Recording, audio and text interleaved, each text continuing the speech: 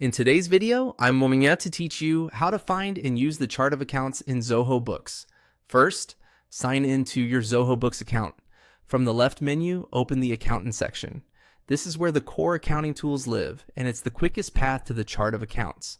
Once you're in Accountant, click Chart of Accounts.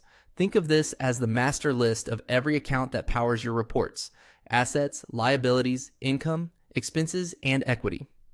Getting this right keeps your books clean and your reporting accurate. To add a new account, click the New button. Start by selecting the correct account type. Choosing the right type determines how the account appears on your balance sheet or profit and loss, and it affects things like default tax behavior and reporting groups. Next, enter the account name. Make it clear and consistent so anyone on your team understands its purpose at a glance. If this new account belongs under a broader category, you can make it a sub-account.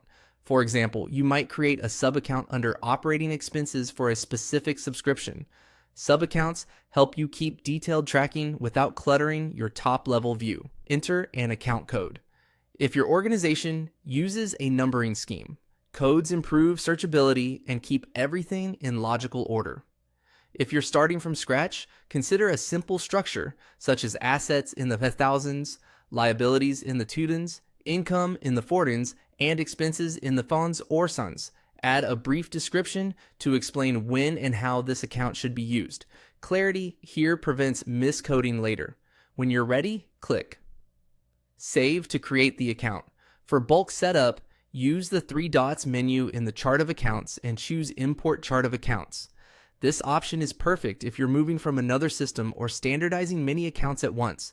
Zoho will guide you through selecting a file and matching the fields. Always review the preview carefully before completing an import so you don't create duplicates or misfiled accounts. After reviewing import options, return to the Chart of Accounts list. To edit an existing account, select it from the list to open its details. Click Edit. Here, you can adjust the name, sub-account status, code, or description. Be cautious with changes to accounts that already have transactions. Some fields or types may be locked, and even allowable edits can affect past reports. If you're unsure, confirm with your accountant or bookkeeper before finalizing. Once you've made your updates, click Save. That's it.